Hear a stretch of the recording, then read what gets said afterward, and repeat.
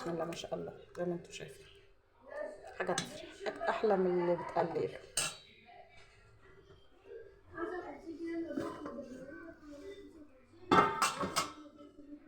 صينية الرز دي كنا عاملينها امبارح وما كناش، كنا واحدة تانية وما كناش دي، وسخنتها هي بقت فل كأنها لسه معمولة حالا.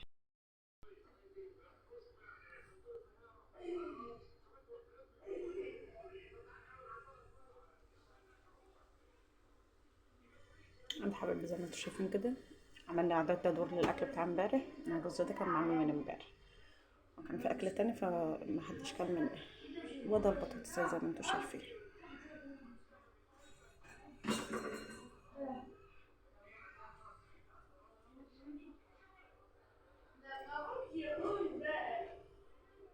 مش عارفه الوش ما ظبطش معايا ليه.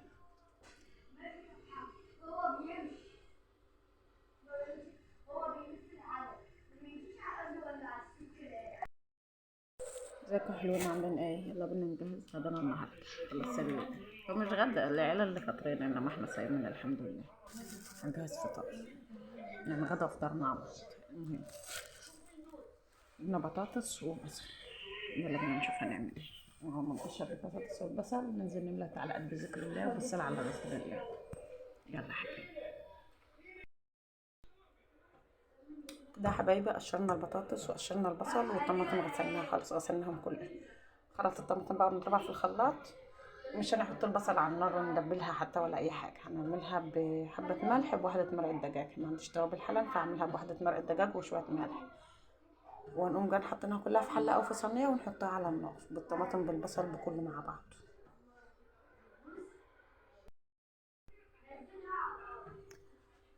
كده حبايبي خرطنا البصل ونزلت عليه بمرقه الدجاج وشويه ملح وحبه سكر. عايزه تحط بقى اي توابل براحتك، هي دي اللي موجوده دلوقتي فانا حطيتها هي بس.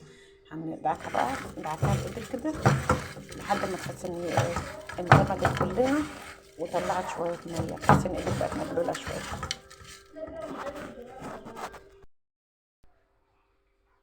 كده خلاص دعكناها بقت حلوه، وقلبنا ايه البطاطس عليها وتقلبي.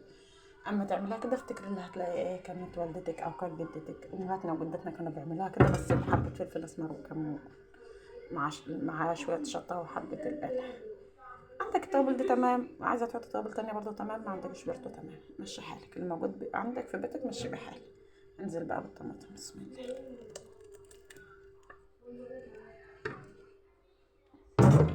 ومعلقه سمنه او حبه زيت وهتقلبه وهنحط على النار وغطيها وسيبها بقى لما تغلي شويه. تاخدي بالك منها بس ساعه ما تغلي شويه تروحي حاطه لها ايه شويه ميه عشان ما تنحرقش. بس كده كده حلوين اهي. قلبها بقى وهي عليها ملحها وشويه سكر عشان الطماطم.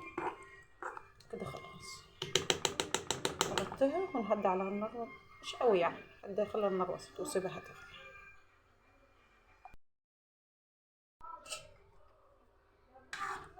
بسم الله ما شاء الله زي ما انتم شايفين. حاجه تفرح احلى من اللي بتقلل.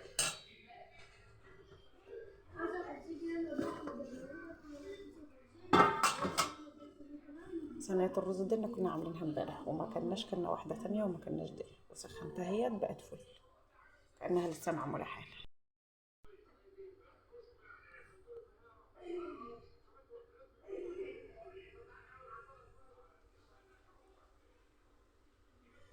عند حبايبي زي ما انتم شايفين كده عملنا اعداد تدوير للاكل بتاع امبارح. الرز ده كان معمول من امبارح وكان في اكل تاني فما حدش كل منه، وده البطاطس زي ما انتم شايفين.